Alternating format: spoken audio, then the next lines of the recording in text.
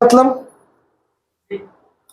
जो पैसा हम कंपनी में क्या करते हैं, रिसीव करते हैं, उसको क्या बोलते हैं, रिसिप्ट। खत्म। क्या लिखा है बुक में, पढ़ो पहले इतना तो पढ़ो।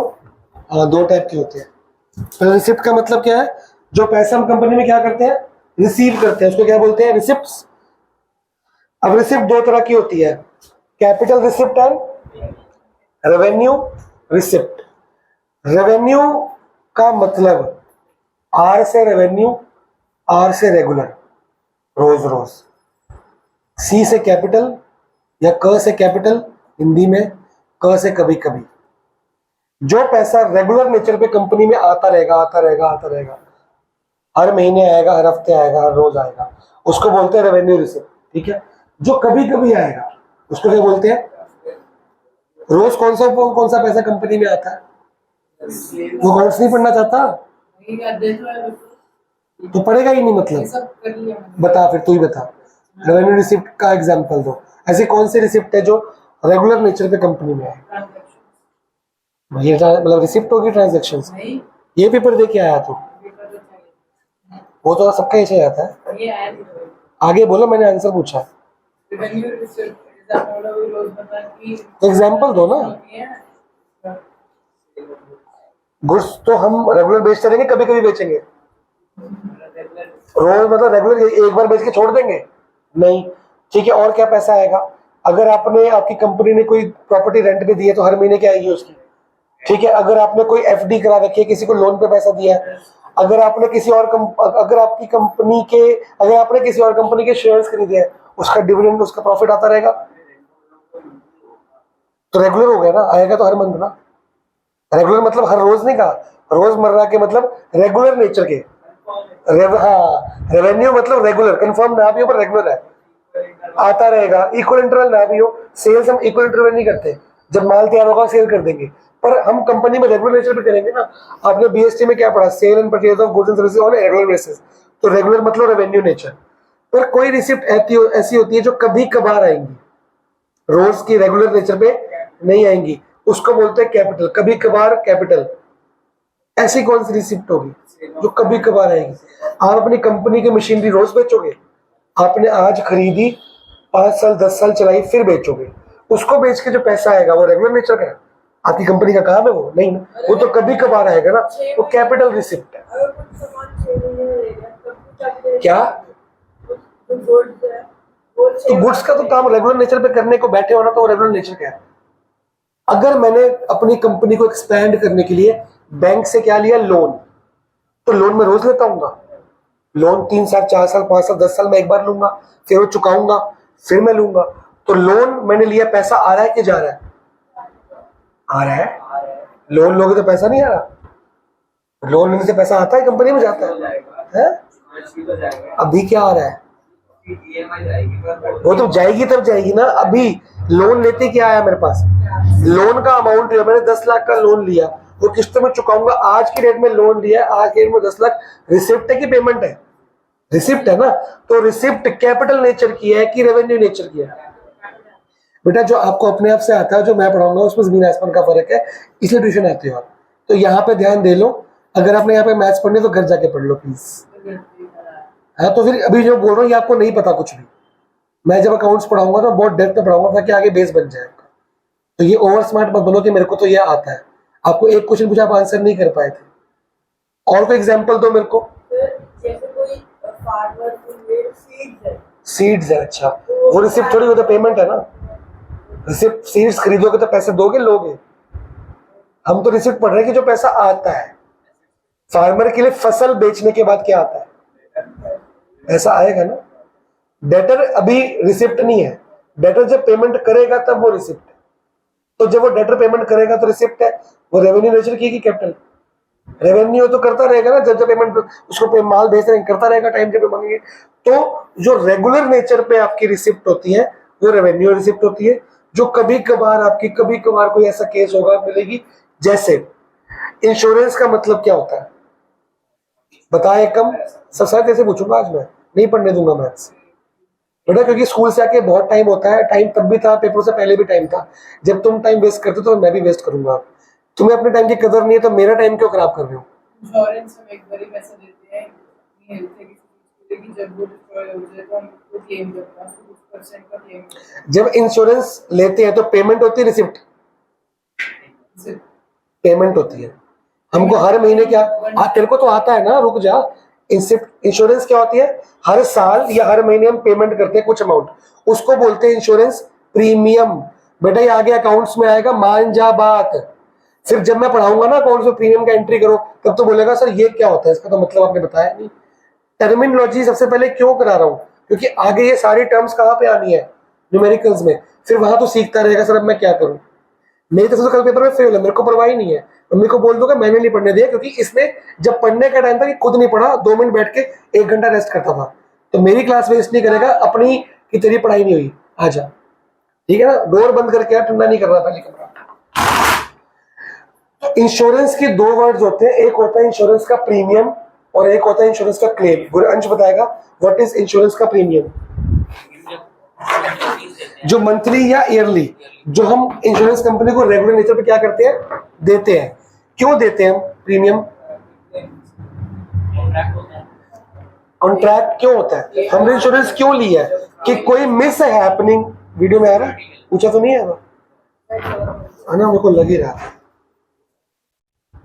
अभी ठीक है, बैठ के देख लो ना। मैं सुनो, नहीं रिसिप्ट नहीं है ये। इंश्योरेंस हम करते हैं कोई मिस हैपनिंग के लिए, लाइफ इंश्योरेंस डेथ के लिए, हेल्थ इंश्योरेंस हॉस्पिटलाइजेशन के लिए, कार के इंश्योरेंस एक्सीडेंट के लिए। जब मैं इंश्योरेंस लेता हूं मेरे को मंथली या ईयरली या हाफ ईयरली, मतलब रेगुलर नेचर पे एक अमाउंट इंश्योरेंस कंपनी को देना होता है। ये तो होगी पेमेंट।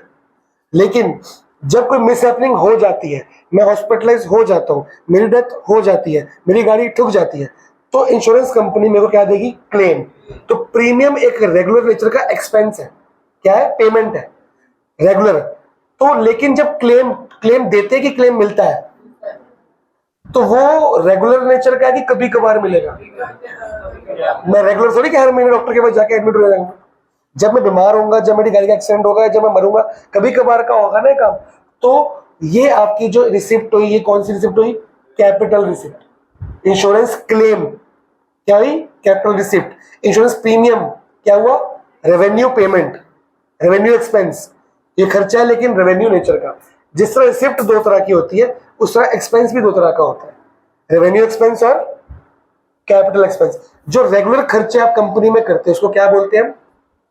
Revenue expense. खर्चे का नाम बताओ कोई जो रोज कंपनी में करोगे आप। गुड्स क्या? गुड्स का क्या? गुड्स परचेज करना पेमेंट है कि एक्सपेंस है? पेमेंट है। एक्सपेंस का मतलब खर्चा होता है। गुड्स परचेज करना खर्चा कैसे हो सकता है? वो तो पेमेंट है ना, कि हमने परचेज किया गुड्स को। जब गुड्स परचेज करते हो उसको परचेज वर्ड लिखोगे कि एक्सपेंस लिखोगे? परचेज मतलब ये परचेज किया, इसको कुछ बना के बेचेंगे, दैट्स नॉट एक्सपेंस। अकाउंट्स में एक्सपेंस अलग है, परचेज वर्ड अलग है। दोनों ही पेमेंट है पर दोनों अलग अलग बातें हैं। परचेज को अलग जगह लिखा जाता है, एक्सपेंस को अलग जगह लिखा जाता है। क्या करें?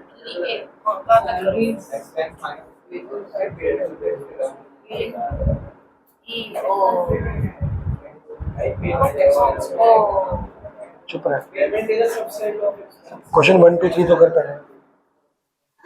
पेमेंट बेटा एक्सपेंस भी पेमेंट मतलब पैसा जा रहा है, एक्सपेंस में भी पैसा जा रहा है। पेमेंट का मतलब पैसा जाना, तो एक्सपेंस के लिए पैसा जाता है और परचेज ऑफ गुड्स के लिए पैसा जाता है। दोनों ही पेमेंट है। मैं अभी सिर्फ एक्सपेंस की बात कर रहा हूं। Expense is not a purchase, purchase is not an expense. मेरे को एक्सपेंस की टाइप्स बताऊं। गुड्स नहीं होते, बिजली का bill, rent, salaries, rent, coffee, हाँ कॉफी की मशीन का खर्चा, वो कैंटीन आ गया, miscellaneous expense. Petrol fuel, petrol नहीं, वेजेस, इंटरनेट, सैलरीज, पावर। रिश्वत इज नॉट एन एक्सपेंस। रिश्वत क्यों दोगे? किसको दोगे आप? क्यों देंगे? हमें गुड्स बना के बेचने, रिश्वत क्यों देंगे उसमें? कहाँ क्यों जाती है? ऐसे क्यों जाती है? मैं कंपनी चलाने में रिश्वत क्यों दूंगा? कोई गलत काम करूंगा तो दूंगा, ऐसे कैसे जाती है? कुछ गलत नहीं होता। नहीं, आपकी कंपनी में होता होगा, हमारी कंपनी में तो कुछ गलत नहीं होता। अगर मैं एक रॉ मटेरियल पक्के बिल पे खरीद के उसको उसकी सारी टैक्सेस भर के उसको बेच रहा हूँ, और वर्किंग आवर्स होते हैं 9 से, जॉब की डिलीवरी होती है रास्ते में, उसमें बेच रहा हूँ, मेरा बिल पक्का है, सारे गाड़ी की कागज पक्के हैं, और जो मेरी जो गुड्स की रिसिप्ट है, जो वाउचर, सारे पक्के हैं, रास्ते में चेकिंग होगी, मैं सब कुछ पक्का होगा, तो मेरे को रिश्वत देनी क्यों है? कुछ ना कुछ कमी होती है तो रिश्वत देते हैं, तो वो उसके अंदर आएगा, ट्रैवलिंग एक्सपेंस के अंदर आता है। डिवाइसेस ये एसेट्स हैं, assets are not an expense. अगर मैं मशीनरी परचेज करता हूँ, ये एसेट हुआ कि एक्सपेंस हुआ? तो परचेज ऑफ गुड्स भी एसेट में आता है, क्योंकि गुड्स हमारे एसेट है। तो एक्सपेंसेस को एसेट से अलग करोगे। एक्सपेंसेस खरीदते वक्त और एसेट्स खरीदते वक्त पेमेंट होती है, पर वो एक्सपेंस नहीं होता। दोनों ही पेमेंट के टाइप है, और एक्सपेंस नहीं है। क्या चीज? वो क्या होता है? मेरे को नहीं पता। इलेक्टोरल बॉन्ड, हाँ वो बता। वो तो आप कंपनी फिर तो एज ए इंडिविजुअल खरीदोगे ना, कंपनी भी खरीद सकती है, एसेट है वो। लेकिन वो हमारे नहीं होता, वो हम गवर्नमेंट को पे करते हैं। गवर्नमेंट को हम पे करते हैं, गवर्नमेंट उसको बढ़ा के देती है पैसे, तो वो एसेट हुआ ना, गुड्स थोड़ी है वो। एक अभी बताऊंगा, 1 मिनट तू बता। सर मैं कह रहा था कि इंटरवल्स में बिटवीन में ही आता है, या फिर अगर मेरे को बोला कि 248 में नहीं, वो सेट होता है, वो सेट हुआ। हाँ ब्रेसेस लगता है। यहाँ पे सिर्फ इंटरवल 2 ही नंबर आते हैं, एक पहला एक बाद में, इसके बीच के नंबर्स ओपन और क्लोज का मतलब अलग। अब 3 वर्ड्स है, एक वर्ड है पेमेंट। पेमेंट वर्ड का मतलब क्या बना? जो कंपनी से पैसा जा रहा है, चाहे वो एसेट के रूप में, वेंडर के रूप में, क्रेडिटर के रूप में, लोन के रूप में, कैसे भी जा रहा है। अब पेमेंट कितनी तरह की होगी? एक हो गया एक्सपेंस, सिर्फ एक्सपेंस पढ़ेंगे अभी। एक्सपेंस कितनी तरह के हैं? 2। जो रोज के खर्चे, rent, salary, wifi, internet, fuel, power, ये सारे क्या है? क्या बोल रहा है? क्या बोला तूने अभी? दो टाइप प्रीपेड और आउटस्टैंडिंग, दो टाइप भाई रेवेन्यू एक्सपेंस और कैपिटल एक्सपेंस, या एक्सपेंडिचर आएगा, एक्सपेंडिचर आएगा उसके। जो रेगुलर नेचर के खर्चे उसको क्या बोलेंगे? रेवेन्यू नेचर के। जो कभी कभार का खर्चा कौन सी करती कंपनी? कौन सा करती? एग्जांपल दो। मशीनरी अगर एसेट जितने भी खरीदती है वो कभी कभार के खर्चे है ना, वो कैपिटल एक्सपेंडिचर के अंदर आएंगे। एक्सपेंडिचर बोला, एक्सपेंस थोड़ी बोला। एक्सपेंस अलग वर्ड है, एक्सपेंडिचर भी अलग वर्ड है। अब बोलो, बताओ, आपको तो अकाउंट्स आती थी। अकाउंट्स बताऊंगा, सब बताऊंगा। अकाउंट्स में परचेज वर्ड और सेल वर्ड सिर्फ और सिर्फ गुड्स के लिए यूज किए जाते हैं, और किसी चीज के लिए नहीं। अगर ट्रांजैक्शन लिखा है परचेज्ड अ मशीनरी, तो ये परचेज नहीं है, ये एसेट है। परचेज ऑफ गुड्स, तो ये परचेज में। एक अकाउंट बनता है अलग से परचेज अकाउंट, एक अकाउंट बनता है अलग से सेल्स अकाउंट। इसमें सिर्फ गुड्स का ही लेन और देन आता है। अगर ट्रांजैक्शन लिखी है purchase the land, purchase the machinery, purchase the building, ये एसेट्स में जाएंगे सारे। इसका परचेज अकाउंट से कोई लेना देना। परचेज अकाउंट में सिर्फ गुड्स की परचेज आएगी, सेल्स अकाउंट में सिर्फ और सिर्फ गुड्स की सेल आएगी। पहले रिसिप्ट को पूरा का पूरा कंप्लीट पढ़ो, रोजमर्रा की रिसिप्ट और कभी कभार की रिसिप्ट। शेयर्स एसेट होते हैं, expenditure, expense capital, capital asset सारे कैपिटल एक्सपेंडिचर, क्योंकि एसेट सब रोज नहीं खरीदते ना, कभी कभार। तूने लेट ज्वाइन किया, तेरी प्रॉब्लम है, तो बेटा आपको आके वीडियोस देखनी पड़ेगी। मैंने वीडियो बनाई है सब कुछ, क्योंकि जब तक आपको एसेट लायबिलिटी कुछ पता ही नहीं, आप 3rd क्लास में आ रहे हो। घूमने गए थे ना, तो आगे ज्वाइन तो लेट किया ना आपने, उसके लिए वीडियोस देखो, आओ जब मर्जी आओ। VST की मैं 2 क्लास ले चुका हूँ। तूने खुद किया है ना बेटा, फर्स्ट की वीडियो तो मैंने अब बनाई है, फर्स्ट की वीडियो थी नहीं, अब बनाई है मैंने। तो बेटा उस वीडियो से ऐसे तो वो भी कह रहा है कि मैंने पढ़ाई की है, एकम भी कह रहा है, उसकी वीडियो मेरी वीडियो फर्क भी तो होगा। मैं तो पूरी डेप्थ में पढ़ा रहा हूँ एक चीज को। 2 कर लिए। चलो अब कल इको क्लास में तो आया था, अब मैं कल आईओ कितना आता था बताऊंगा मैं। बेटे तेरे करने में मैंने करने में फर्क होता है। आप ये बात समझ क्यों नहीं रहे हो? जो मैंने नहीं पढ़ा तूने वो कर लिया, जो पढ़ाया वो तो किया नहीं। अरे भाई तो ट्यूशन की इंपॉर्टेंस होती है कि नहीं होती? तो खुद पढ़ने में तेरे को आ गया चैप्टर वो, टेस्ट शुरू हो गया स्कूल में, तो क्यों रिवाइज किया? तो फ्री बैठा। मैं तेरे को गलत नहीं कह रहा, तूने गलत काम किया है, लेकिन जो तूने किया और जो मैं पढ़ाऊंगा उसको फर्क क्या होगा? तूने रिसीव पढ़ने कितनी देर लगेगी? 2 मिनट। मैंने कितनी देर दी इसको? ये बात समझ आ रही है? ट्यूशन इसीलिए आए हो, जो किया है उसको दोबारा स्टार्टिंग से करना है भाई साहब। मेरे पढ़ाने के मेथड अलग है। क्या है? क्या है? जिससे नहीं होता टाइम नंबर है।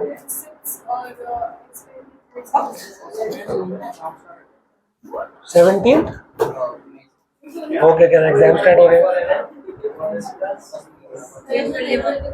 हैप्पी मॉडल है तो फिर करो। तो कोई बात नहीं, सिलेबस स्टार्ट करो तो सिलेबस तो बताओ। और आज मैं करा दूंगा, एक्स्ट्रा आना पड़ेगा। अभी मैंने स्टार्ट नहीं किया, मैंने माइक्रो स्टार्ट किया, तो जो आपको करना है एक्स्ट्रा करना। नहीं, स्टैट्स की पहले चैप्टर आ रहे हैं, कौन चैप्टर आ रहे हैं?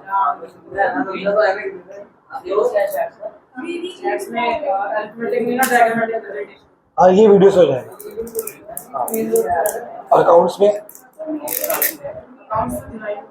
स्टार्ट ही नहीं हुई, पर मेरे लिए तो पढ़ना पड़ेगा ना। मैं तो रिसिप्ट में कोई डाउट? अब रिसिप्ट के बाद क्या दिया है? Expenditure.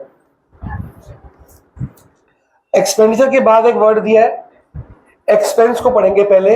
Expense is the cost incurred for earning. पैसा कमाने के लिए जो खर्चा करते हैं उसको क्या बोलते हैं? एक्सपेंसेस। समझ आया? एक बार सारे एक्सपेंसेस पढ़ लो। मतलब जो मिस हुआ तो को देखना पड़ेगा क्योंकि वो टॉपिक इंपॉर्टेंट था। ये रेवेन्यू रिसिप्ट और कैपिटल रिसिप्ट आगे बहुत सारे चैप्टर में आता है, बता दूंगा।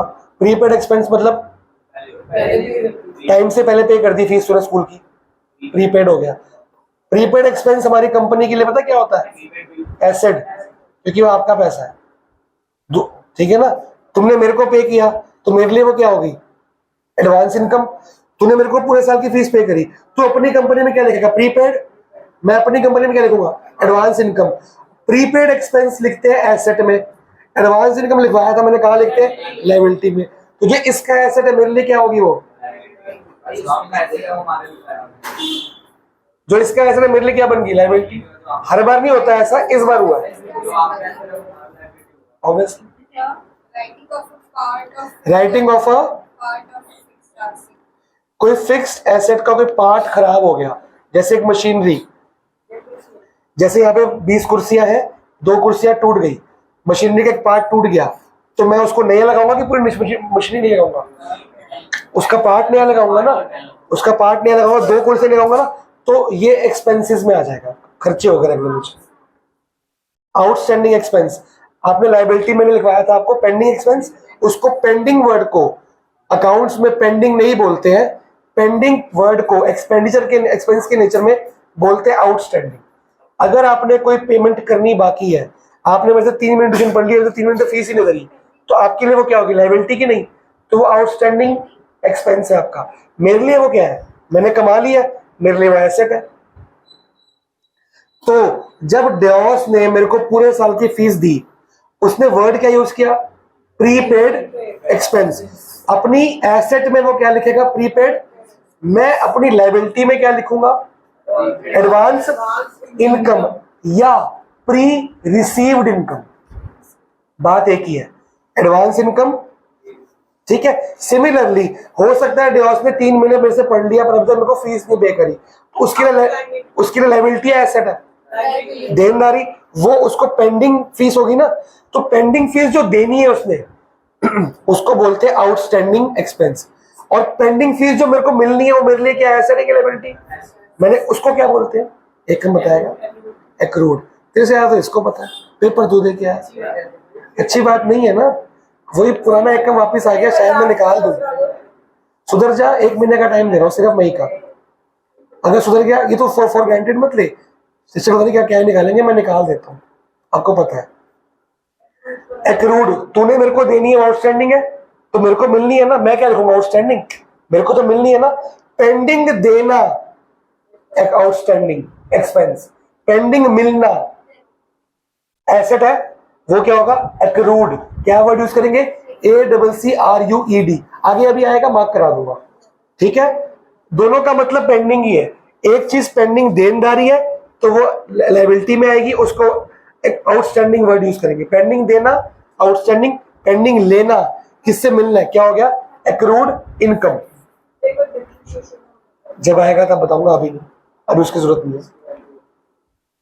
अभी आया डेफिनेशन कहीं पे, पढ़ाता हूँ। और अगर तूने कोई किसी से पैसे लेने, एक तो पैसे लेने में लायबिलिटी, एक तो डेटर से पैसा लेना है आपने, वो नहीं, कोई खर्चा हो गया या कोई इनकम कमा ली है, एक बंदे का खर्च दूसरे बंदे की इनकम होती है ना, तो एक्रूड इनकम होता है, एक्रूड डेटर नहीं होता कभी। डेटर का अपने आप में मतलब क्या है, लेनदारी की, आपको तो पैसा मिलना ही मिलना है, वो डेटर है। पर उसने एक्सपेंस किया, वो मेरे लिए क्या, उसकी फीस मेरे लिए फीस इनकम है, एक्रूड इनकम होता है। डेटर अलग चीज है, वो भी एसेट है, एक्रूड इनकम भी एसेट है, दोनों ही मेरे लिए क्या है, एसेट। मेरा अपना कमाया पैसा है पर मेरे को मिला नहीं है। डेटर का जो पैसा है वो सिर्फ गुड्स के बदले है, मैंने सेल किया, मेरे को पैसा आना है। ये जो इनकम है ये गुड्स के बदले नहीं है, कोई और सर्विस हो गया, कोई रेंट हो, कमीशन हो, कोई मैंने कमाया होगा तो मेरे को मिलनी, बाकी ये मेरी इनकम है वो। हाँ ठीक है जी। तो अब आ जाओ एक्सपेंडिचर पे, बलवीर। हाँ सर जैसे मान लो ये एक सेट है, ये -2 से लेके 4 तक, तो ऐसे ऊपर इंटरवल इसको ऐसे लिख सकते हैं -3 से 5, वो डिपेंड करता है कि ये 2 और 4 इंक्लूड है कि नहीं। तेरे सेट में तो सेट में तो आ रहे हैं नहीं, सॉरी माइनस, आपने एग्जाम्पल से -3 से 5 तक, तो -3 और 5 इंक्लूड नहीं है, तो ऐसे तो -3 से बड़ा, हाँ ठीक है, ठीक तो हो गया। तो क्लोज इंटरवल में ऐसे लिखेंगे 4 से 5 आएगा, क्लोज इंटरवल में आएगा 4 ही आएगा, 4 ही आएगा, 4 इंक्लूड है, less than equal to. Balbir read करियो एक्सपेंडिचर।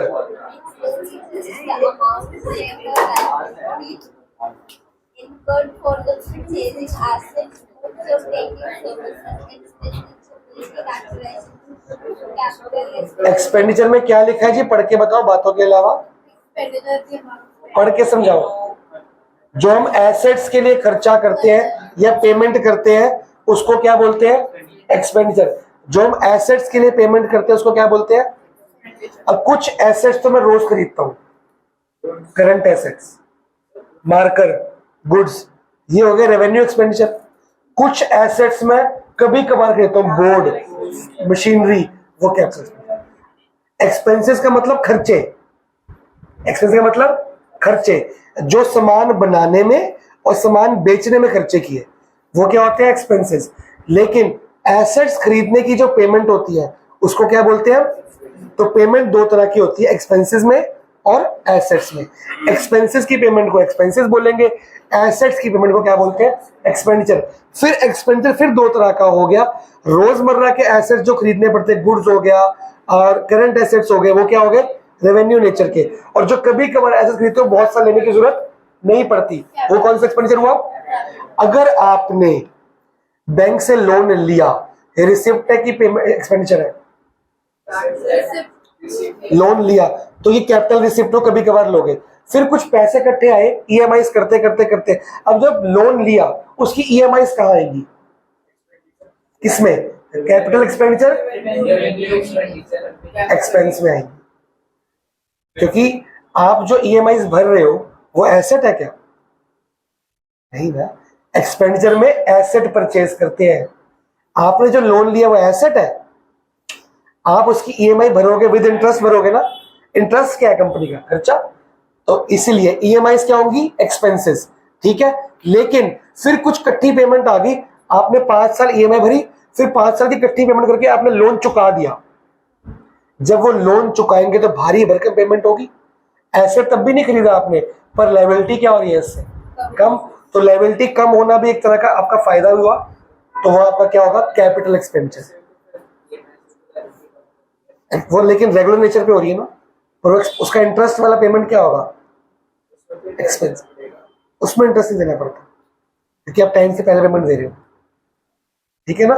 तो जब जब आप एसेट के लिए पैसे निकालते हो तो वो होता है एक्सपेंडिचर, और जब आप खर्चों के लिए पैसे निकालते हो कंपनी से बाहर, वो होता है एक्सपेंसेस। एसेट के अंदर फिर दो बात, रेगुलर नेचर पे करंट एसेट खरीदे जाते हैं, गुड्स हो गया, मार्कर हो गया, छोटा मोटा सामान हो गया, वो होता है रेवेन्यू एक्सपेंडिचर। और कभी कभार के खर्चे क्या होते हैं, कैपिटल एक्सपेंडिचर, ठीक है जी। अभी तो आपका ना अभी बड़ा कुछ आना है, गेन प्रॉफिट और इनकम आपको एक ही लगती होगी, ये भी अलग अलग होती है। अकाउंट्स पढ़ रहे हो तो अकाउंट्स की सारी बिजनेसमैन बनना है कल को, तो गेन प्रॉफिट और इनकम का फर्क बताना चाहिए डेप्थ में जाके। एक कम का हिस्से रेला कहता है मेरे को आता है, आज तू ही टारगेट है बेटे, चिंता मत कर। तूने बोला कैसे, मेरे को तो तैयारी है। एडवर्टीजमेंट पे जो खर्चा करते हैं वो क्या होता है, इट इज एन एक्सपेंडिचर, क्योंकि वो फिक्टिशियस एसेट है। डेफर्ड रेवेन्यू बताया था ना उस दिन कि एक बार खर्चा करोगे फायदा बहुत दिन तक मिलता रहेगा, बहुत साल तक। डेफर्ड मतलब किस्तों में मिलेगा, रेवेन्यू मतलब इनकम भी देगा, पर है तो एक्सपेंडिचर, क्योंकि एसेट खरीदा है हमने। ऐड करना मेरा क्या होता है, एसेट होता है, ठीक है जी। अब एक्सपेंसेस के बाद अभी क्लियर हो, एक्सपेंसेस एक्सपेंडिचर, कोई डाउट तो नहीं है। रोजमर्रा के खर्चे एक्सपेंसेस, और खर्चे करने एसेट खरीदना रोजमर्रा का रेवेन्यू एक्सपेंडिचर, कभी कभार का एसेट कैपिटल एक्सपेंडिचर। अगली टर्म क्या है, रेवेन्यू का मतलब क्या होता है, कौन बताएगा बिना पढ़े, कोई ट्राई भी कर सकता, गलती हो सकती है। पेमेंट कैसे है,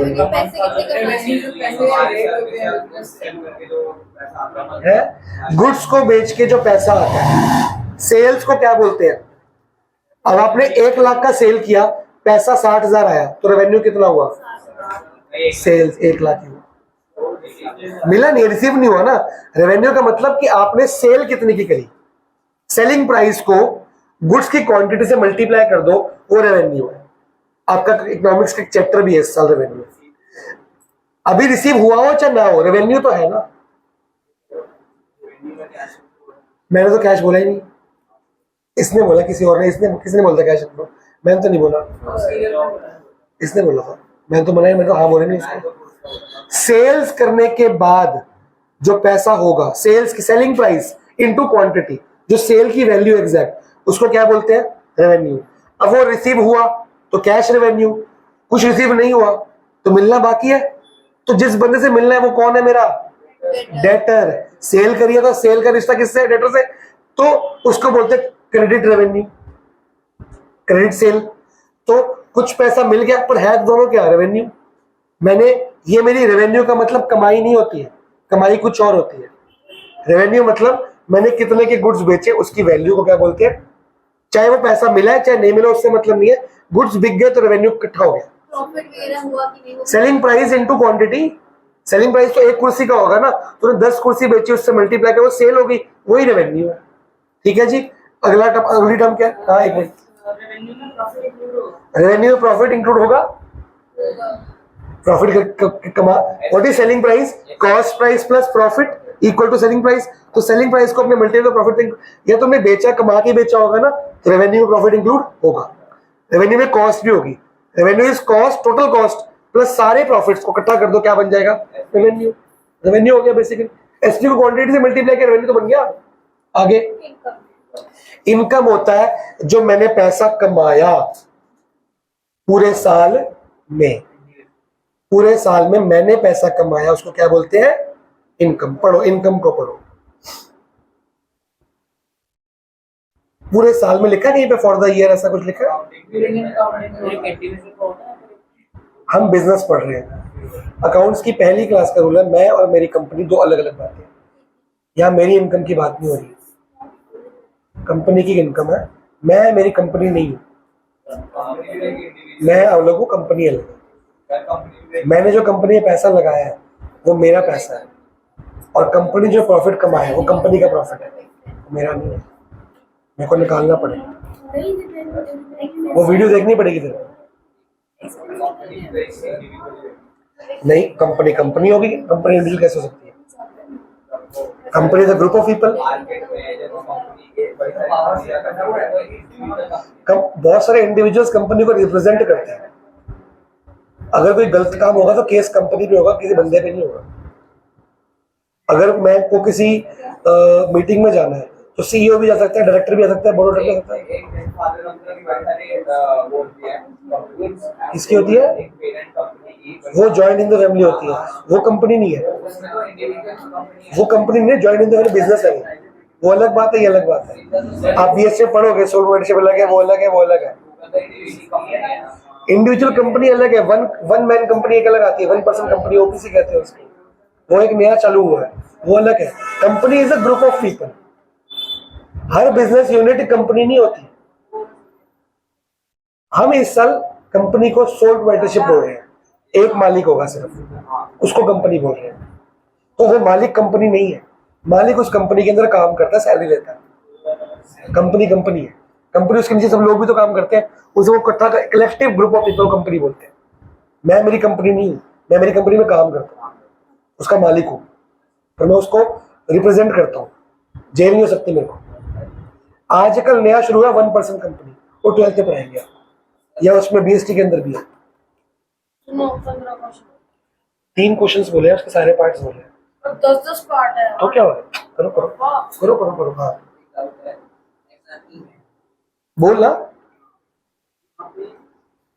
15,000 के गुड्स ने जो 21 में बेचे और 21 में बेचे, एक 21 में बेचे। अच्छा, ठीक है। तो यहाँ पे क्या 15,000 एक्सपेंस है, बट ये एक्सपेंडिचर नहीं होना चाहिए क्योंकि तो आप गुड्स कॉस्ट है ना। अब उसको छोड़ो, लेकिन आपने कमाया कितना? 6,000। वो आपकी क्या होगी? वो गलत लिखा होगा, एक्सपेंडिचर होगा। वो परचेज है ना, वो भी अभी आपको क्लियर हो जाएगा। इनकम में कोई डाउट? अगला एक बीएसटी का रजिस्टर तो बनाना भी नहीं है, अकाउंट्स का बनाना है। हाँ जी। प्रॉफिट क्या होता है? जो गुड्स बेच के हमने पैसा, तो फिर इनकम क्या थी? जो पूरे साल हमने कमाया, तो प्रॉफिट क्या है? तो कंपनी गुड्स तो बेचती है, और कैसे कमाती है? रेवेन्यू माइनस कॉस्ट प्रॉफिट होता है। तो इनकम क्या थी? वो किस में आएगा? प्रॉफिट में? इनकम में? Income is a broader term. पूरा साल तुमने गुड्स बेचे, सिर्फ गुड्स बेच के जो आपने पैसा कमाया वो क्या है? प्रॉफिट। उस गुड्स पे प्रॉफिट। आपकी कंपनी ने कोई रेंट लिया हो, कोई इनकम इंटरेस्ट कमाया हो, कोई शेयर्स पे प्रॉफिट कमाया हो, ये सारे जो आपने प्रॉफिट्स कमाए, इनको इकट्ठा कर दूंगा तो इनकम बन जाएगी पूरे साल की। पूरे साल का प्रॉफिट गुड्स वाला, या उसके अलावा भी कुछ पैसा कमाया है, वो सारी कमाई को क्या बोलते हैं? इनकम। सिर्फ गुड्स बेच के जो पैसा कमाया उसको क्या बोलते हैं? अभी तो गेन भी आएगा। मजा आ रहा ना? पर मैं क्लियर करने की कोशिश कर रहा हूँ। क्लियर हो रहा है कि नहीं हो रहा? ये स्कूल की हम नहीं कराती क्लियर, सीधा जंप मार देगी। सिर्फ सेल, गेन की बात नहीं कर रहा हूँ। सिर्फ सेल पे गुड्स पूरे साल बेचे, चाहे 1 यूनिट, चाहे 1,000 यूनिट, चाहे 1 लाख, सिर्फ सेल पे जो पैसा कमाया गया, cost plus profit equal to selling price, ये होता है प्रॉफिट। लेकिन उसके अलावा भी तो कोई कंपनी ने कोई शेयर्स पे पैसा कमाया, कोई एफडी कराई, इंटरेस्ट कमाया, कुछ भी कराओ, वो सारी इनकम्स एंड प्रॉफिट को भी क्लब कर दिया जाएगा, तो क्या बनेगा? इनकम। प्रॉफिट हर ट्रांजैक्शन पे होगा, उसको इकट्ठा करके अकाउंटिंग ईयर में लिखते हैं लास्ट में। जो कम आप अकाउंट से प्रॉफिट लिखोगे ना, वो आपका लास्ट में 31 मार्च को कैलकुलेट होता है। अकाउंटिंग ईयर पे कैलकुलेट होगा। कमाओगे लेकिन रोज तुम, बट लिखोगे कब? इसने बड़ा अच्छा कुछ मुझे प्रॉफिट कब लिखते हैं? प्रॉफिट आप पूरे हर रोज कमाओगे, रोज गुड्स बेच रहे हो, रोज कमा रहे हो, पर उसको लिखोगे कंपनी में कब दिखाओगे? 31 मार्च को, कि पूरा साल मैंने कितना प्रॉफिट कमाया। उसमें आप इंटरेस्ट, कमीशन, रेंट, लेबर, ये आपने जो कंपनी और भी किसी भी तरीके से पैसा कमाती है, वो सब क्लब कर दोगे। उसको क्या बोलते हैं? इनकम। स्कूल की मैम और खुद से पढ़ के ये सब नहीं आता है। प्रॉफिट को रीड करो। क्वेश्चन नंबर 3 है ना, इसमें हर क्वेश्चन को 2 और करने मतलब? टाइम लग जाएगा। देखो आप पढ़ो तो। दो चीजें हैं इसमें। क्यों? हाँ, तो बेटा एग्जाम में तो ऐसे ही आएगा ना बेटा, मैथ्स है तो अभी लिखना। थोड़ा थोड़ा करो ना, अभी पेपर थोड़ी ना आ रहे हैं, पता जुलाई है के बाद आ रहे हैं। तो क्या होगा? तूने कितने पार्ट्स कर लिए? मैंने 2 तक सारे कर लिए। बेटा छुट्टियां होंगी, तूने पढ़ना वढ़ना है नहीं, पढ़ ले अभी। नहीं पढ़ना। तेरी यहाँ क्लास वहाँ क्लास ज्वाइन होने वाली है। ना सुबह क्या करूँगा? कहाँ तक करा है? 15 तक सारे। ये कर लिए? हाँ, इसके कितने पार्ट्स? 20 ही समझ लो। इसके कितने पार्ट्स किए हैं? थर्ड के? थर्ड के शुरू नहीं किया ना, तभी तो आपको बोल रहा हूँ मैं। यहाँ तक कर ले। हाँ जी, गेन पढ़ लिया? ये ओ प्रॉफिट पढ़ लिया? तो गुड्स बेच के ये मैं अगले पूछूंगा, पढ़ के आना अगली बार। अगली टर्म क्या है? एक मिनट ग्रॉस प्रॉफिट नेट अभी नहीं बताऊंगा, अभी आपको समझ नहीं आएगा। ये देखो आता है ग्रॉस प्रॉफिट नेट प्रॉफिट? थोड़ा बहुत आइडिया बता दे, गलत होगा तो कहूंगा गलत है इसलिए बोल रहा हूँ। इसमें सर ऐसा होता है, नेट प्रॉफिट होता है जो पूरे साल के एक्सपेंस है, जो हाँ सही बोल रहा है, अभी तक सही बोल रहा है। और जो ग्रॉस प्रॉफिट होता है वो पर प्रोडक्ट या पर गुड्स। चलो बता दूं फिर, देखी जाएगी। हाँ अरे इंटरवल कर दिया ये ना तो बहुत से इंटरवल्स कर लिया, और यूज करते हैं पावर सेट किया, वार आ नहीं रहा पर करना है। सबसेट का रिश्ता उसके साथ, सबसेट क्लियर करने के लिए पावर सेट काम आएगा, वो आरएनएफ में काम आएगा। प्रॉफिट दो तरह का होता है, ग्रॉस प्रॉफिट और, अब ध्यान से समझना भाई। बोर्ड कितना आ रहा है रेयस? है यहाँ तक आ रहा है? अच्छा, जितना मिटाए वो आ गया।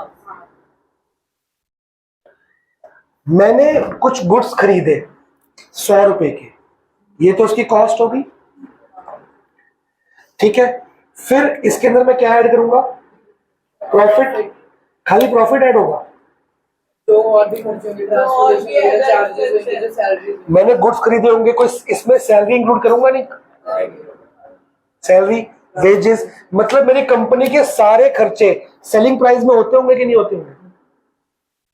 अगर मैंने एक रेस्टोरेंट खोला, डोसा बेचना है मेरे को, तो मैं क्या करता हूं, मैं पहले एक डोसा बना के या एक महीने का रेस्टोरेंट चलाता हूं।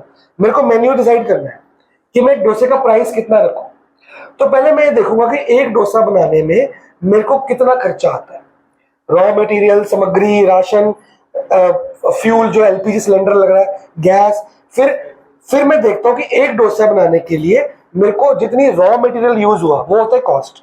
रॉ मटेरियल को मैंने, मेरा डोसा रॉ मटेरियल लगा मेरे को 80 रुपए। 80 रुपए लगाने के बाद एक डोसा मेरा तैयार हुआ। इसमें सिर्फ खाने पीने की चीजें हैं, जो मसाला, राशन वाशन है, ठीक है ना।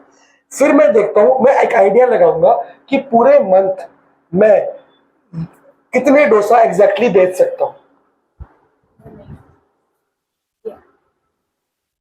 कि पूरे मंथ में कितने डोसा एग्जैक्टली बेच सकता हूं। तो मैं क्या करूंगा, फॉर एग्जांपल मैंने पूरे महीने 100 डोसे, 1000 डोसे बेचने। कितने बेचने? एक आइडिया लगाऊंगा।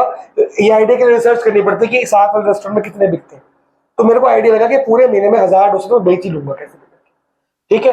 फिर मैंने देखा कि पूरे महीने के खर्चे कितने हैं, क्योंकि सैलरी डेली की होती है, एक डोसे की सैलरी निकालनी मुश्किल होती है ना। मैं देख रहा हूँ पूरे मंथ की सैलरी, पूरे मंथ के वेजेस, पूरे मंथ का बिजली का बिल, पूरे मंथ की गैस का बिल और वगैरह वगैरह, ये मेरे खर्चे एक्सपेंसेस कितने हैं।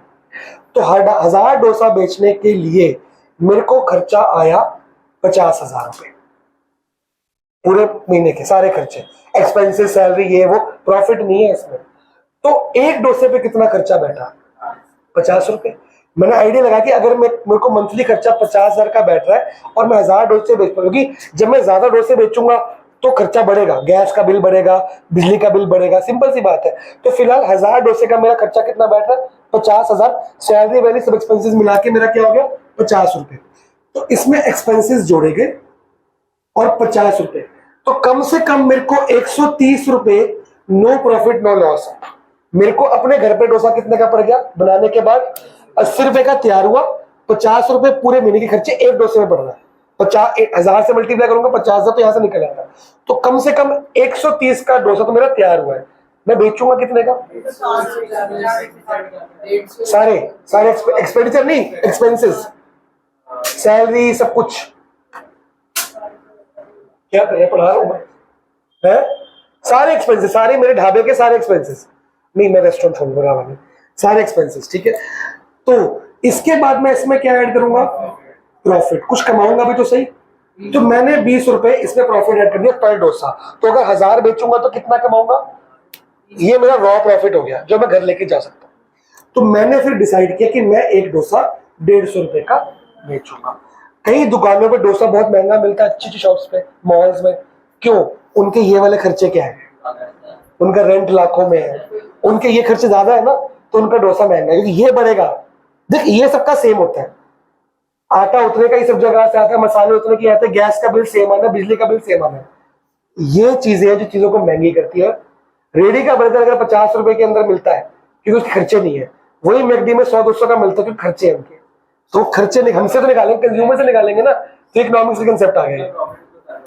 प्रॉफिट होगा ज्यादा, वो तो उनकी मर्जी है ना, ले या ना ले, लेकिन उनके ये एक्सपेंसेस क्या होते हैं, ज्यादा होते हैं। हाँ, पर्सनल प्रॉफिट, मैं तो एक्सपेंसेस की बात कर रहा हूँ, ठीक है। तो मैंने डोसा कितने का बेचने का डिसाइड किया है, 150 का। ऐसे मैंने ऐसे बहुत सारे तरह के डोसास के रेट वगैरह 150 के आसपास करके लगा के। अब सबसे पहली बात, इसको यहीं पे लिखे रहने देते हैं, मेरा डोसे की कॉस्ट कितनी आई थी, मैंने डोसा बेचा, ये सेलिंग प्राइस हुआ, ये सेल लिख दो इसको, डोसा बेचा कितने का, तो 150 का सेल था और 80 रुपीज क्या थी कॉस्ट। तो ये जो पैसा बचा, कितना बचा, 70 रुपीज बचा, कि मैंने 150 का बेचा और बनाया कितने का। तो सेल में से जब कॉस्ट माइनस करूंगा, ये मेरा ग्रॉस प्रॉफिट है, कि मेरी कंपनी ने ग्रॉस प्रॉफिट कितना कमाया, 70 रुपए कमा लिया है पर डोसा। फिर इसमें मैं सारे क्या करूंगा, अपने खर्चे माइनस, फिर मैं सारे एक्सपेंसेस माइनस कर दूंगा, तो ये मेरा बनता है नेट प्रॉफिट जो मैं घर लेके जा सकता हूँ। नेट, ये एक्सपेंसेस में सब आते हैं, एक्सपेंसेस, सैलरीज, ये वो सब आता है। तो आपका इस बुक का लास्ट चैप्टर है, लास्ट, सेकंड लास्ट और लास्ट नहीं, हाँ, उसमें ग्रॉस प्रॉफिट भी निकालना सिखाया जाएगा और नेट प्रॉफिट भी। आप शार्क टैंक देखते हो, उसमें आपको ग्रॉस प्रॉफिट बहुत बोलते हैं, वो ये वाला प्रॉफिट है कि सामान बनाया कितने का और बेचा कितने का, तो ग्रॉस मार्जिन पूछते हैं वो एक ही बात है, ग्रॉस मार्जिन की आपने बनाया कितने का और बेचा कितने का, बचा कितने का, इसमें ग्रॉस मार्जिन होगा। फिर आपके खर्चे उसमें से लेस कर दोगे तो क्या बचेगा, नेट मार्जिन, वो आप घर लेके जाते हो। तो शार्क्स नेट मार्जिन में इंटरेस्टेड क्यों नहीं होते, इसमें होते हैं क्योंकि खर्चे ना हर किसी के ज्यादा, किसी के कम है, खर्चे चेंज भी हो सकते हैं, सेल बढ़ा के खर्चे कंट्रोल में आ जाते हैं। तो वो कहते हैं ग्रॉस तो बताओ, क्योंकि देखो कॉस्ट सबके लिए क्या होती है, पूरी इंडस्ट्री के लिए सेम है। तो ये कॉस्ट में आपको ग्रॉस मार्जिन कितना बच रहा है, जितना ज्यादा ग्रॉस मार्जिन होगा आप उतने ज्यादा प्रॉफिट कमाओगे नेट मार्जिन, क्योंकि एक्सपेंसेस तो आपके डिपेंड है ना, कि आपके हो सकता है आपने लोन दिया कि किससे ज्यादा है, तेरा रेस्टोरेंट रेंट पे है, मेरा रेंट पे ना हो, तो इसका रेंट का एक्सपेंसेस यहाँ जुड़ जाएगा, मेरा जुड़ेगा ही नहीं। तो एक्सपेंसेस सबके सब्जेक्टिव होते हैं, अपने अपने मनमर्जी के होते हैं। तो शार्क्स कभी भी नेट प्रॉफिट में इंटरेस्टेड नहीं होते हैं, क्योंकि किसी का खर्चा ज्यादा किसी का कम है वो अलग बात है, लेकिन ग्रॉस रेवेन्यू उस इंडस्ट्री के लोगों को क्या होना चाहिए, सेम होना चाहिए। इसलिए ग्रॉस क्या होता है, सेल माइनस कॉस्ट, कितने का बना और कितने का बिका, वो होता है ग्रॉस प्रॉफिट, प्रॉफिट कमाया। फिर उसमें से खर्चा करके घर पे कितना लेके जाओगे, वो क्या होता है, नेट प्रॉफिट, खर्चा करने के बाद जो मेरे घर पे इनकम लगी। पूछो बेटा।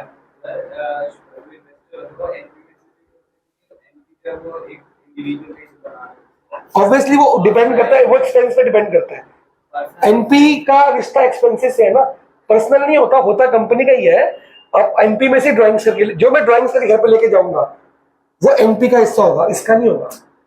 मैंने 70 रुपए कमाया कि एग्जैक्टली 20 रुपए कमाया, तो मैं 20, मेरे को तो पता ना 20 कमाया, मैं इसमें से लेके जाऊंगा। अगर मैं 70 रुपए घर पे ले गया तो मैं खर्चे कैसे निकालूंगा, तो 70 रुपए से पहले सारी सैलरीज दूंगा, सब लोगों का रेंट का दूंगा, बिल दूंगा, सारे फोन के बिल, बिजली के बिल, सारे बिल वगैरह देने के बाद जो बचता है वो मैं घर लेके जा सकता हूँ, वो मेरी प्रॉफिट है, वो नेट प्रॉफिट है, मैं घर, मेरी पॉकेट में बच गया। ग्रॉस प्रॉफिट है सिर्फ बेचने के बाद जो बचा। क्लियर हुआ कि नहीं हुआ? अगली टर्म क्या है? हाँ जी, मतलब प्रॉफिट और नेट प्रॉफिट इक्वल ही होता है, वो मैंने लिखा है, इसको नेट प्रॉफिट लिखो, इन दोनों को प्रॉफिट बोलते हैं। आगे गेन,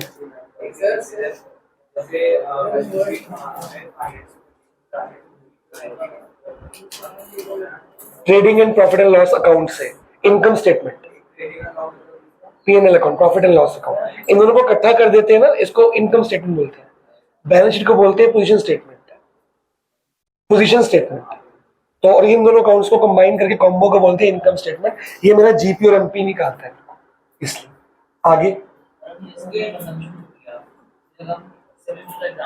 कोई भी गुड का एग्जांपल है यार, तुम कुछ बनाओगे कुछ बेचोगे, जितने का खरीदा जितने का बेचा वो ग्रॉस प्रॉफिट, फिर उस पर खर्चे माइनस कर दो वो नेट प्रॉफिट। तूने कॉटन लिया, 1 लाख का कॉटन लिया, उसको 2.5 लाख का बेच दिया। 1 लाख का कॉटन लिया, कितने का बेच दिया? 2.5 लाख के शर्टें बना के बेच दी। तो कॉटन कितने का आया था? 1 लाख का, वो कॉस्ट होगी, और 2.5 लाख का बेचा, सेल रेवेन्यू हो गया। तो रेवेन्यू में से कॉस्ट गया, 1.5 लाख बचा, ये ग्रॉस प्रॉफिट है। अब इस 1.5 लाख घर लेके जा सकता हूँ, इसमें सैलरी दूंगा, ये दूंगा, सारे खर्चे कम करने के बाद बचा 50,000, ये नेट प्रॉफिट।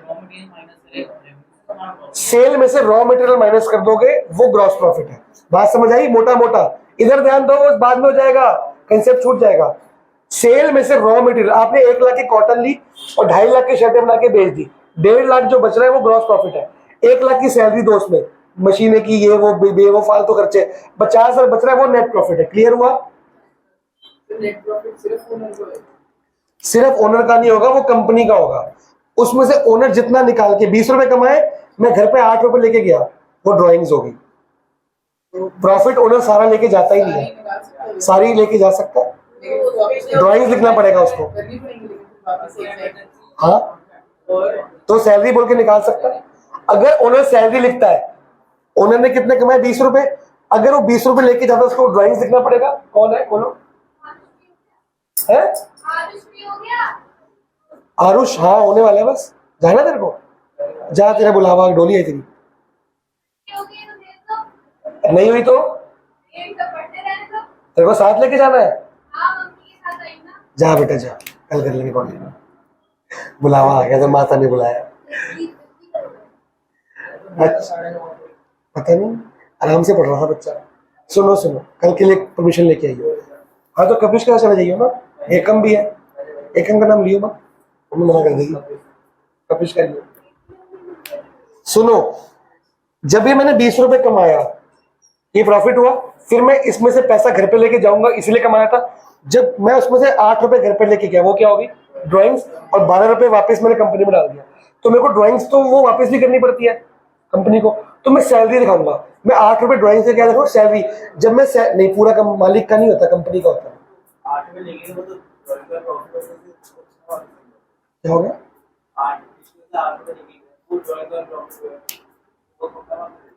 देते हैं, उसके ऊपर इंटरेस्ट भी देते हैं। ड्राइंग सारी वापस देनी या उसके बदले पेमेंट देनी है। अगर आप सैलरी दिखाते हो 8 रुपए, प्रॉफिट ना लेके जाके, तो सैलरी कहाँ दिखानी पड़ेगी? सोचो, एक्सपेंसेस में। जब सारे लोगों, अब फिर मैं सैलरी को 8 रुपए से बढ़ा दूं, अब कितना बचा? कंपनी में अब भी 12 रुपए, 22। जब 20 में से 8 लेके जा रहा था और 12 रुपए कंपनी वापस दिखा रहा था, अब भी तो 8 लेके जा रहा हूं, पर अब एक्सपेंस में लेके जा रहा हूं, अब ये वापस नहीं करना मेरे को, और कंपनी में अब भी 12 रुपए हो गया। तो हम कौन है? पढ़े लिखे चलाक, हम ये काम करेंगे। सैलरी सारी एक्सपेंस में आती है, टैक्स नेट प्रॉफिट पे लगता है, ग्रॉस प्रॉफिट पे कभी टैक्स नहीं लगता। नेट प्रॉफिट पे टैक्स लगता है? लगता है। कोई कंपनी में पैसा कमाया है, एबिटा वर्ड सुना होगा, अर्निंग बिफोर इंटरेस्ट टैक्स, ये अभी आपको पता नहीं है, एक्यूमुलेटेड प्रॉफिट्स कहते हैं उसको। सैलरी पे टैक्स क्यों लगेगा? सैलरी देने में नहीं, लेने में लगता है। जो लोग सैलरी कमाते हैं उसकी तो इनकम है ना, वो इनकम टैक्स देगा, पर्सनल टैक्स देगा। बिल्कुल, एनपी के ऊपर पहले टैक्स लगेगा, फिर एनपी के ऊपर टैक्स पहले नहीं लगता। एनपी में से पहले क्या माइनस होगा? डिविडेंड। आपकी कंपनी के शेयर्स बहुत सारे लोगों ने लिए होंगे, सारे आपकी कंपनी के मालिक हैं, तो पहले सबको प्रॉफिट बटेगा ये डिविडेंड के रूप में, ठीक है। उसके बाद इसे माइनस, डिविडेंड तो लास्ट में बटेगा, सॉरी गलती बोल दिया। नेट प्रॉफिट में सबसे पहले माइनस होगा इंटरेस्ट। अगर कंपनी ने कोई लोन ले रखे हैं बैंक से, किसी लोगों से, नहीं, वो बाद में आता है। वो एक्सपेंस कंपनी का एक्सपेंस नहीं है, वो एक्सपेंस ऑपरेशनल एक्सपेंस नहीं है, वो आपने कंपनी ने लोन ले रखा है, वो यहाँ माइनस होगा, इंटरेस्ट उसका। तो कुछ नहीं होगा माइनस। अगर कंपनी ने लोन लिया हुआ है सबसे पहले इसमें माइनस होगा इंटरेस्ट, क्योंकि वो किसी कंपनी ने लिया हो किसी कंपनी ने नहीं लिया होगा। और लोन के बगैर, लोन क्यों लिया है? क्योंकि कैपिटल कम है आपके पास। तो अगर वो कैपिटल आप लगाते तो आप घर से लगाते ना। अब आपने कैपिटल कहां से लिए? बैंक से लिए। तो वो आपकी प्रॉब्लम है, कंपनी की प्रॉब्लम नहीं है। वो कंपनी उसको अपना खर्चा नहीं मानती, वो आपकी गलती है, कंपनी को देना पड़ रहा है। इंटरेस्ट के बाद हम देते हैं टैक्स, नेट प्रॉफिट में इंटरेस्ट, क्योंकि टैक्स, इंटरेस्ट टैक्स फ्री होता है। गवर्नमेंट ऑफ इंडिया ने बोल रखा है कि जो इंटरेस्ट है उस पर टैक्स नहीं बनता। तो हर कंपनी पहले प्रॉफिट में से क्या माइनस करती है? इंटरेस्ट, ताकि इंटरेस्ट पर टैक्स ना देना पड़े। फिर जो बचता है प्रॉफिट, उसमें क्या देने पड़ते हैं? टैक्स। फिर जो बचता है प्रॉफिट, वो एज अ डिविडेंड सबको वापस में बांट दिया जाता है। लेकिन ये वो वाली कंपनी की बात करो, शेयर होल्डर वाली कंपनी होती है। सोल प्रोप्राइटरशिप में तो एक ही बंदा होगा, वो घर लेके जा सकते हैं। हाँ, उसको एबिटा बोलते हैं। एबिटा इसको बोलते हैं earning before interest and tax. After होता है ईएटी, अर्निंग आफ्टर टैक्स। क्या अभी कंपनी के कंपनी इंटरेस्ट देगी, इसके बाद इसमें से देगी और कम हो जाएगा। कंपनी के सैलरी निकाल चुका हो ना, तो ग्रॉस प्रॉफिट नेटवर्क क्या हो गया? सिंपल सी बात है। ये तो आपका 12th का कंसेप्ट है, ये बिट्टा ये 11th का नहीं है, कंफ्यूज मत करो अपने आप को। सिंपल, जितने का सामान लिया रॉ मटेरियल रिसोर्सेज, उसको कितने का बेचा उसको माइनस कर दो, ग्रॉस प्रॉफिट। उसमें सारे खर्चे माइनस कर दो। अगला टॉपिक क्या है? हाँ, अगर किसी में से आपके जैसे गुड्स डिस्ट्रॉय हो जाते हैं, कुछ डैमेज हो जाते हैं, तो एक्सपेंस में से जाएगा, ग्रॉस प्रॉफिट में से जाएगा, उसकी कॉस्ट न्यू गुड्स लॉस कहते हैं उसको। लॉस कहते हैं। तो लॉस के पैसे कहां से? वो लॉस एक्सपेंस से पहले ग्रॉस प्रॉफिट में माइनस हो जाएगा। वो आपका कंसेप्ट लास्ट चैप्टर में है। नहीं, अगर कोई गुड्स डिस्ट्रॉय होते हैं, loss by fire, loss by theft, loss by earthquake, कुछ भी, वो लॉस ग्रॉस प्रॉफिट से पहले ही माइनस कर दिया जाएगा। वो एक्सपेंस नहीं है कंपनी का। एक्सपेंस वो होता है जो रेगुलर नेचर का होता है। क्या लॉस रेगुलर नेचर का है? वो तो कभी कभार बाई चांस मिस हैपनिंग होगी ना, तो पहले जीपी के अंदर पहले क्या कर दिया जाएगा? लॉस कैसे रेगुलर होगा? वो अलग चीज है, वो मिस हैपनिंग का पूछ रहे। Loss, loss by fire, loss, वो तो आपका वो लॉस अलग होता है। वो लॉस पता कब होता है? आपका जीपी कितने का आया, आपके घर पे कितने का डोसा पड़ रहा है? 80 रुपए का। खर्चे कितने के हो रहे हैं? 50। बेचना कितने? 130 का। बेच रहे हो 100 रुपए का। अब लॉस पे जा रही थी कंपनी। ये तो रेगुलर लॉस हो गया ना, ये अलग चीज है, वो अलग चीज है। पूछो पूछो पूछो पूछो। एनपी को बिट्टा बोल सकते, पर बोलोगे नहीं। 11th में पूरे साल नहीं बोलोगे आप। बीएसटी में बोलोगे 12th में।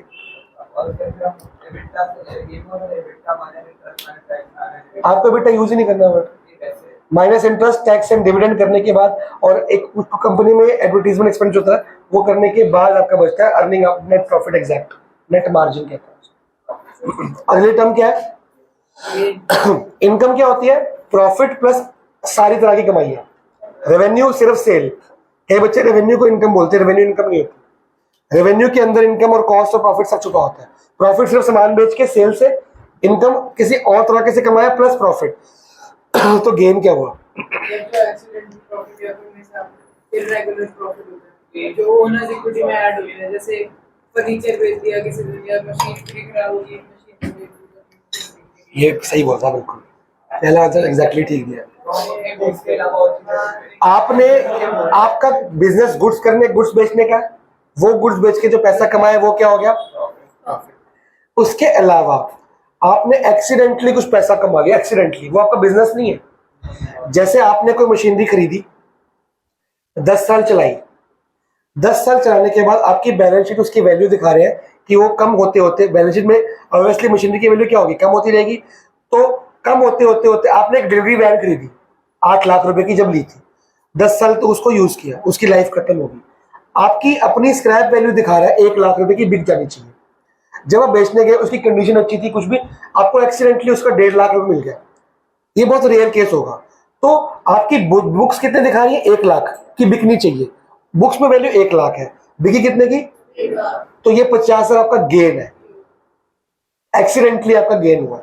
ये आपका बिजनेस नहीं है, बाई चांस। तो gain plus profit plus income plus profit plus accidentally सब कुछ कमाने के, इसको इनकम बोलते हैं। गेन भी इनकम का हिस्सा है, क्योंकि उस अकाउंटिंग ईयर में जिसने कमाया होगा उस साल की इनकम भी तो होगी। वो बहुत ही रेयर केस में होता है। कंपनी का होता है गेन। इंडिविजुअल कुछ नहीं होता भाई अकाउंट से, सब कंपनी का होता है। एडिशनल इनकम एक्सीडेंटल इनकम बोलते हैं, नॉट एडिशनल इनकम। गेन को हम क्या बोल सकते हैं? एक्सीडेंटल इनकम, और ये कंपनी का होगा, मालिक का नहीं होगा। हाँ, गेन पे टैक्स लगता है, बिल्कुल लगता है जी। गवर्नमेंट तो यार हर चीज का शो नहीं करोगे तो नहीं लगेगा। अगर आप दिखा रहे हो कि 1 लाख का है, 1 लाख की बिक गई, 80,000 बिक गई, तो लॉस दिखा दो गवर्नमेंट को आप। पर फिर कंपनी में पैसा तो आ रहा है ना, तो कहाँ छुपाओगे? पैसा कैसे छुपाओगे आप? कंपनी में पैसा तो आ गया, वो 50,000 एक्स्ट्रा कहाँ छुपा रहे हो? कैसे छुपाओगे उसको?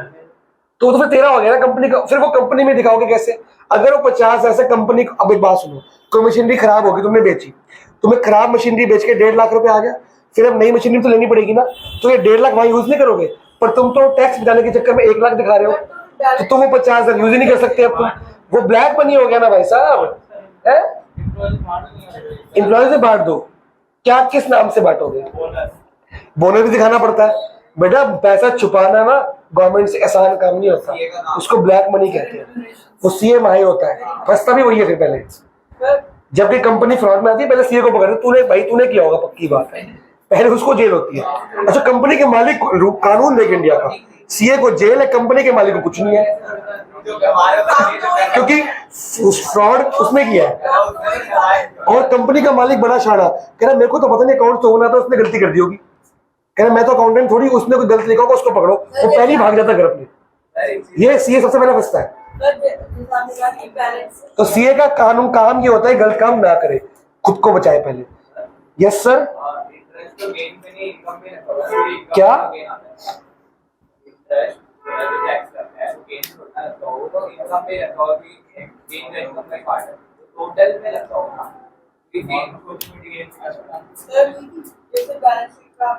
क्योंकि आपकी बुक्स में सब कुछ दिखाया जा रहा है ना, तो इंटरेस्ट भी दिखाया जाएगा, गेन भी दिखाया जाएगा, तो आपकी बैलेंस शीट लास्ट में टोटल दिखा रही होगी, आपको गवर्नमेंट टोटल टैक्स काट लेगी, दिख जाता है। आपकी बुक्स में दिखेगा ना, मशीनरी बिक के पैसा तो आ रहा है ना, डबल काउंटिंग है ना, मशीनरी जा रही है, पैसा आ रहा है, तो बुक्स में दोनों दिखाने पड़ेंगे। सिंगल काउंटिंग कैसे दिखाओगे? मशीनरी गई तो सीए बोलेगा नहीं पैसा का है, गुड्स गए, सेल हुई, तो पैसा का आया, या तो क्रेडिट पे गया तो क्रेडिटर में लिखना पड़ेगा, डेटर में, सॉरी, कि पैसा नहीं आया तो डेटर में लिखना तो पड़ेगा ना, कि पैसा नहीं आया डेटर में लिख दो, या आया तो कैश में लिखो या बैंक में लिखो। डबल काउंटिंग से ना चोरी चकारी हो नहीं पाती, फ्रॉड हो नहीं पाता, हर चीज की डबल एंट्री होती है। सैलरी थी तो सैलरी में लिखोगे कि सैलरी पेड, कैश लेस होगा। अकाउंटिंग तुम कर रहे होगे, हर चीज 2 जगह होती है, तो इसलिए वो क्रॉस चेक हो जाती है, हेरा फेरी करने की कम हो जाती है। सब कुछ डबल काउंटिंग होता है पूरे वर्ल्ड में, हर जगह वर्ल्ड में इंपोर्ट एक्सपोर्ट भी डबल काउंटिंग से होता है। वो तो हेरा फेरी तो यहाँ भी होती है, करने वाले तो कर लेते हैं, लेकिन फंसते भी तो है बाद में। हर चीज एक ना एक दिन पकड़ी जाती है। अच्छा, गवर्नमेंट की मजे की बात है, गवर्नमेंट को सब पता तुम क्या क्या हेरा फेरी करे, पर तुम बहुत छोटी छोटी मुर्गियां हो, तुम्हें तंग नहीं करेगी, उनके बाद बड़े बड़े मुर्गियां पकड़ने हैं, उनको पकड़ती है। छोटे से उनको क्या ही मिल जाएगा, तुम्हें बुलाएंगी, तुम्हें कौन बुलाएगा? इनकम टैक्स का डिपार्टमेंट बुलाएगा, तुम्हारी रेट बढ़ेगी, तुमसे क्या निकालेंगे? 1,50,000, 1 लाख, 2 लाख, 10 लाख, वो पकड़ते बड़े बड़े लोगों को 10 करोड़, 100 करोड़, 2 करोड़ घुटाले पकड़ते हैं, वो पकड़ेंगे ना। वो भी गवर्नमेंट अपने लोगों को नहीं पकड़वाती, दूसरी को पकड़वाती है, दूसरी गवर्नमेंट आती है पहले को पकड़वाती है।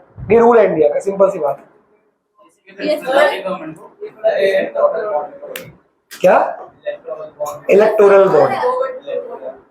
चलो वीडियो बंद करेंगे और